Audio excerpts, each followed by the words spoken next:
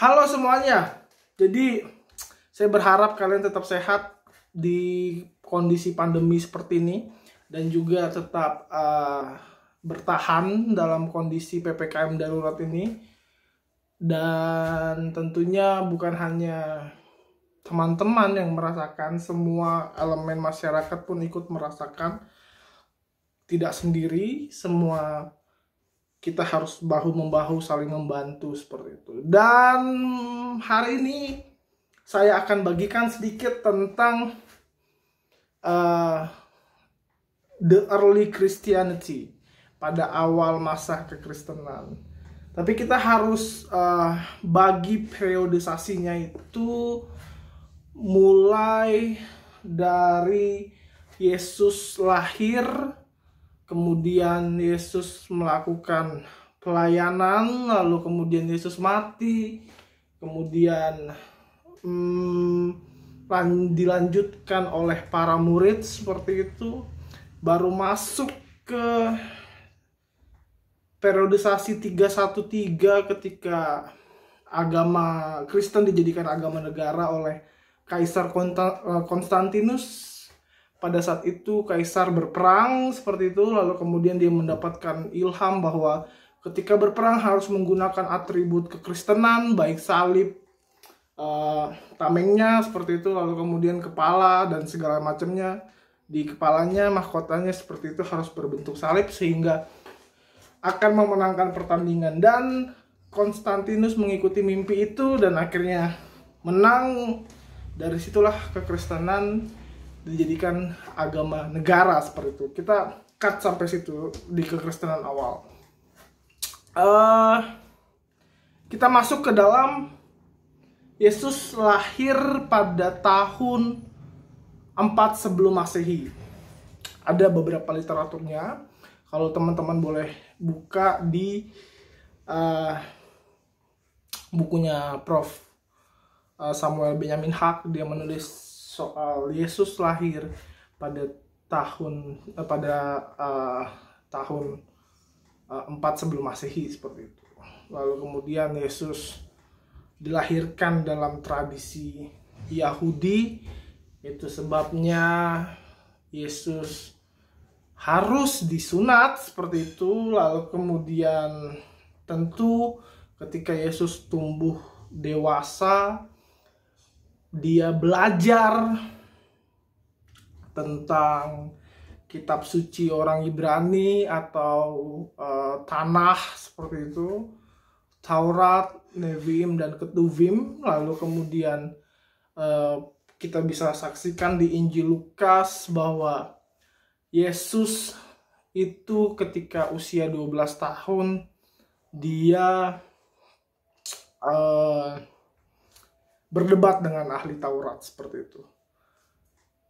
Ini pemahaman saya bahwa Yesus berani berdebat seperti itu karena dia sudah belajar, ataupun dia sedang belajar, ataupun dia ingin menggali lebih dalam soal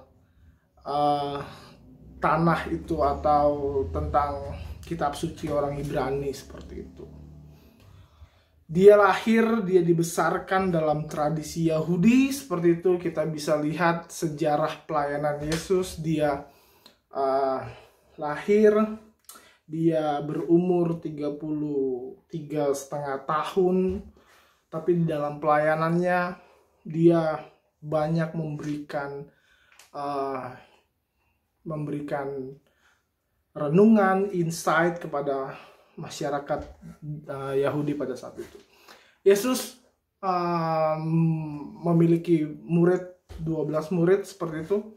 Dia mengajak para murid, maukah kamu menjala, bukan lagi menjala ikan, tetapi menjala manusia, menjala jiwa-jiwa seperti itu. Dan para murid mau seperti itu. Dan ada yang menarik soal Yesus adalah soal Yesus sebagai Mesias seperti itu. Ini yang mungkin yang ingin saya bagikan. Pemahaman murid-murid pada saat itu, Yesus sebagai Mesias adalah Mesias yang raja memerintah. Dia punya kekuasaan seperti itu, dia punya tahta yang terlihat. Yesus bilang dirinya raja, tapi pandangan pada saat itu murid-murid, wah ini raja yang bisa membebaskan bangsa Israel dari tanah ataupun dari perbudakan Romawi seperti itu. Lalu kemudian itu juga menjadi salah satu alasan para murid tertarik dengan Yesus seperti itu. Dan kemudian juga Yesus banyak melakukan mukjizat yang membuat para murid juga semakin yakin bahwa Yesus ini raja seperti itu. Tapi ini agak keliru.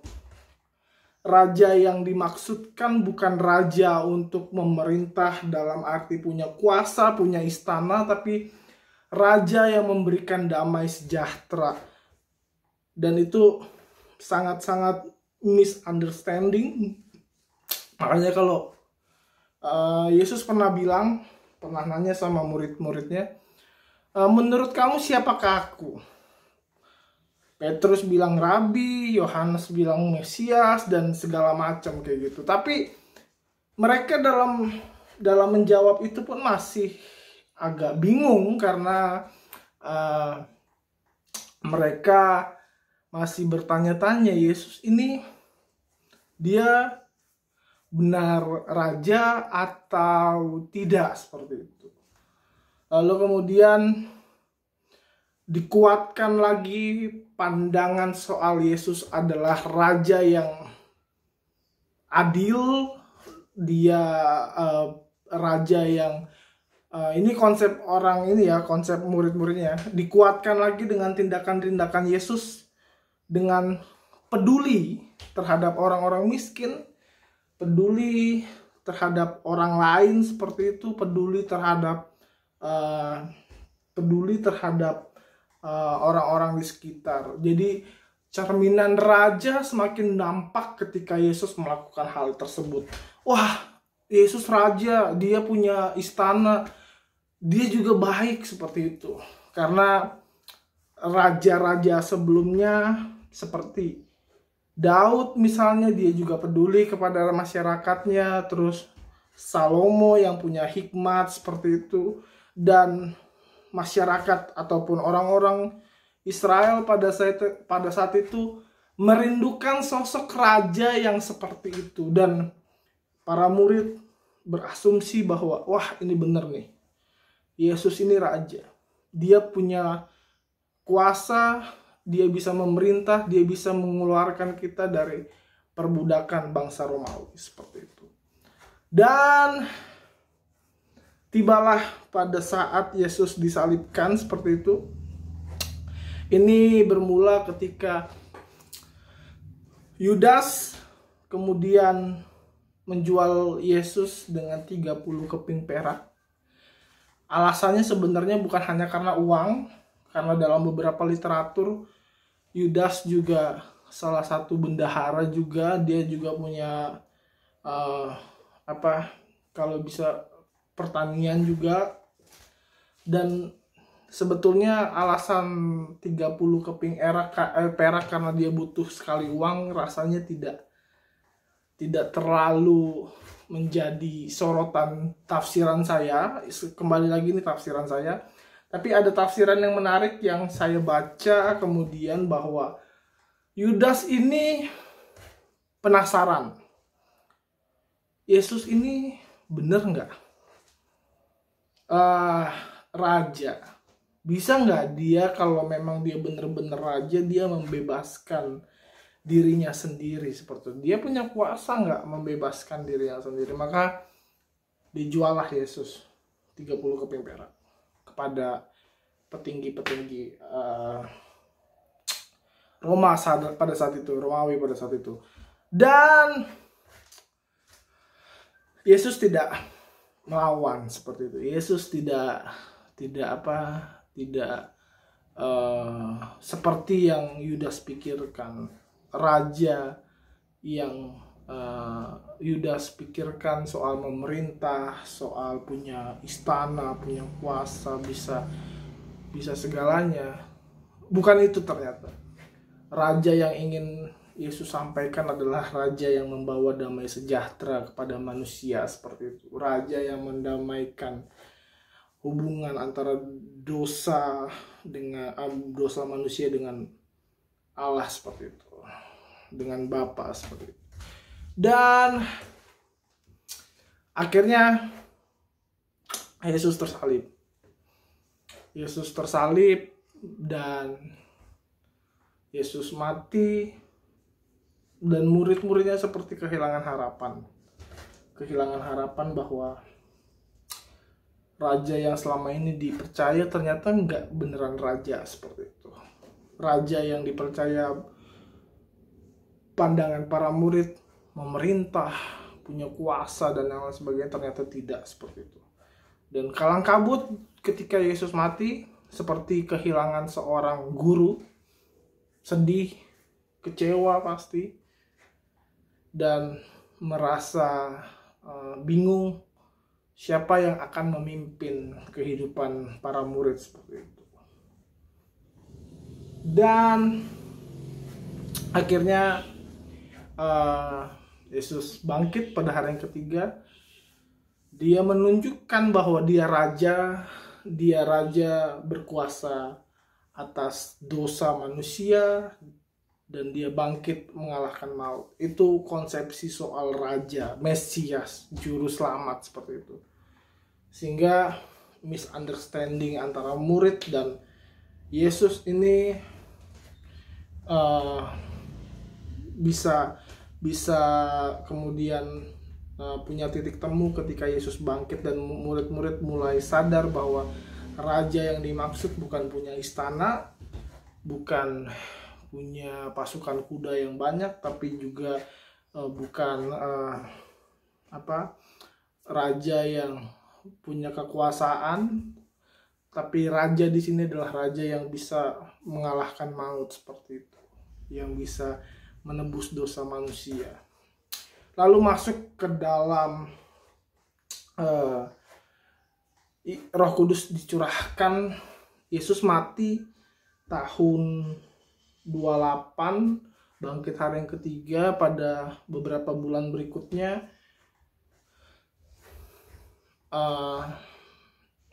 diturunkan Roh Kudus. Yesus menjanjikan Roh Kudus untuk membimbing, mengguidance kehidupan para murid, seperti itu, dan kemudian para orang percaya. Dan ada hal yang menarik sebetulnya ketika kita baca dalam Kisah Para Rasul,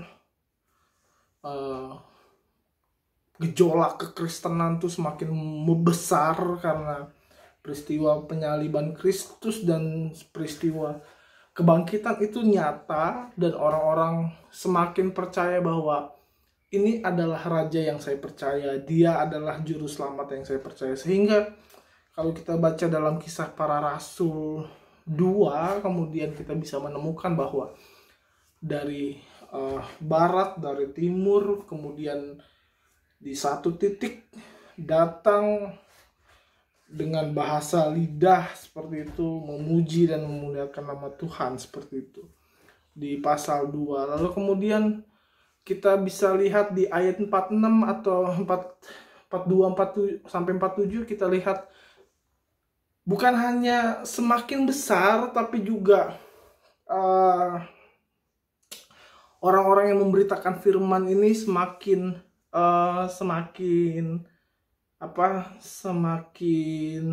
kewalahan karena jumlahnya bertambah banyak. Kalau kita lihat Kisah Para Rasul 2 ayat 41, 42, saya lupa, ya sekitar situ. Kira-kira bertambah 3.000 orang, seperti itu. Lalu kemudian jemaat mula-mula ini, kita bisa simpulkan jemaat mula-mula dari Kisah Para Rasul 2 ayat 42 sampai 47. Mereka punya cara hidup yang sangat-sangat baik, seperti itu. Mendengarkan ajaran-ajaran para rasul, berbagi, lalu kemudian saling mengumpulkan harta untuk membantu orang-orang yang kesulitan, seperti itu. Dan itu cara hidup jemaat perdana lalu kemudian cara hidup itu kemudian dilihat oleh banyak orang, wah ini kekristenan nih, baik seperti itu. Cara hidup ini kemudian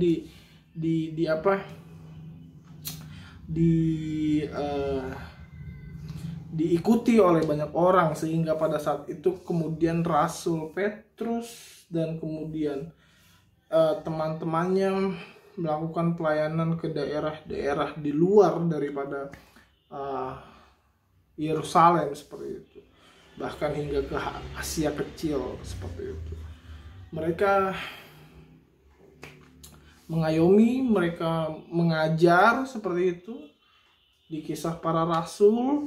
Tapi kemudian kita juga bisa tahu dalam Kisah Para Rasul juga ada sosok yang sangat membenci orang-orang Kristen pada saat itu, Saulus.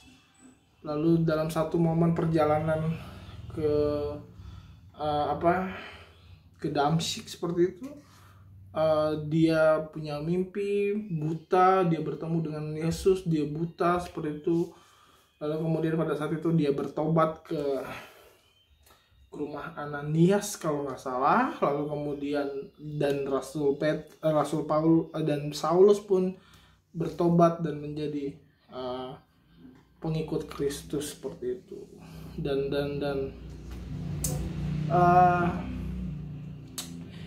Dan banyak banget pelayanan kekristenan yang kemudian dimainkan atau diperankan ataupun diajarkan oleh Rasul Paulus seperti itu. Paulus bertobat, lalu kemudian Saulus bertobat dan dia mengganti nama jadi Paulus, dan kemudian dia melayani ke daerah-daerah Korintus, Kolose, lalu kemudian masuk ke Antioquia, dan yang banyak banget pelayanan dia di situ. Roma, masuk ke Roma, lalu kemudian dia juga kemudian mengatakan bahwa menjadi rasul itu nggak enak karena banyak diomongin sama orang, kasarnya kayak gitu. Lalu kemudian Paulus mengklarifikasi bahwa menjadi rasul itu sangat-sangatlah pekerjaan yang penuh tantangan dan tidak mengharapkan imbalan seperti itu. Makanya saya bingung kalau para pendeta cari uang dengan cara bisa nggak gue pelayanan di tempat tuh gitu, semacam itu sih. Tapi Paulus menegaskan bahwa dia punya donatur. Teman-teman bisa baca di Korintus, dia punya donatur seperti itu yang menyokong pelayanan dia. Lalu kemudian masa Paulus selesai, dan ini yang menarik bahwa dalam Alkitab tidak dituliskan kapan Paulus mati. Dan Paulus lahir kalau nggak salah, tolong dikoreksi teman-teman yang biblis, kayak tahun 35 deh. Enggak. Tahun 35 ya. 31 atau 32 gitu. Paulus lahir, lalu kemudian sampai tahun 50-an gitu. Lupa tahunnya berapa, tapi yang jelas Paulus sangat berkontribusi. Itu sebabnya banyak kalau di dalam Alkitab Perjanjian Baru tuh terdiri dari Injil, surat-surat Paulus, surat-surat penggembalaan atau surat-surat pastoral kayak 1 Timotius, 2 Timotius itu surat penggembalaan. Surat 1 Petrus 1, 2 juga penggembalaan seperti itu. Baru surat-surat Yohanes, baru kemudian Wahyu sebagai bisa dibilang sastra apokaliptik seperti itu. Dan sastra apokaliptik ini, Wahyu, banyak yang menafsir bahwa itu kitab akhir zaman. Tapi sebetulnya Wahyu itu adalah kitab kritik terhadap pemerintahan saat itu, yang kejam, yang busuk, yang menindas orang-orang Kristen, lalu kemudian ditulislah kitab Wahyu ini sebagai kritik. Makanya itu sebabnya ada simbol-simbol, ada angka-angka. Kalau seandainya kitab ini ditulis langsung dalam bahasa yang sangat mengkritik pemerintah pada saat itu, mungkin surat itu tidak akan dibaca oleh orang-orang Kristen pada saat itu gitu. Tapi karena kitab itu kemudian menjadi penuh dengan simbol dan makna, sehingga para pemerintah pun yang pada saat itu membaca juga mungkin tidak terlalu merasa dirinya disindir seperti itu, tapi lebih kepada oh iya ya, itu refleksi bersama bahwa kalaupun kita berbuat jahat ada macam-macam yang seperti itu gitu. Dan masuk ke masa kekristenan, semakin banyak daerah-daerah situ lalu kemudian tidak terbendung lagi karena pada saat itu juga kekristenan semakin meluas ke daerah-daerah luar dari Israel. Ini menjadi gerakan Kristen sedunia atau gerakan Kristen massal pada saat itu, sehingga semakin banyak, semakin susah dibendung. Akhirnya tahun 313 itu Kaisar Konstantinus katanya bermimpi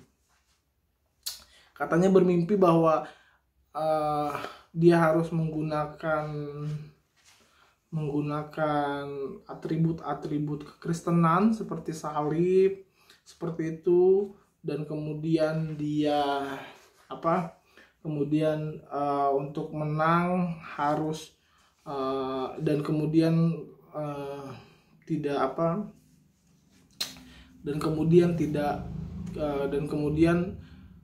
lambang-lambang kekristenan itu akan membawa kemenangan. Kalau nggak salah tempur lawan Bizantium ketika itu dan menang. Tapi menurut pandangan tafsir sosiopolitiknya, kalau tidak salah ya, Konstantinus mau tidak mau menjadikan agama Kristen sebagai agama negara karena gerakan Kristen ini sudah benar-benar banyak banget seperti itu. Udah benar-benar banyak, membeludak, dan akhirnya perlu ada kontrol dari negara. Dan akhirnya ya udah, mau tidak mau kita harus menjadikan agama Kristen sebagai agama negara.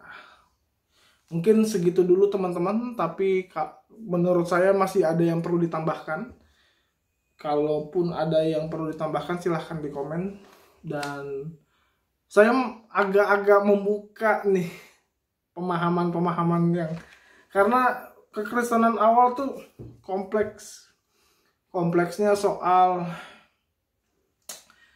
lebih terkenal Rasul Paulus ketimbang surat-surat ataupun ketimbang menceritakan kehidupan Yesus seperti itu. Nanti kita akan bahas di part selanjutnya soal kanonisasi Alkitab seperti itu, baik perjanjian lama maupun baru. Semoga teman-teman bisa belajar dari sini. Thank you teman-teman.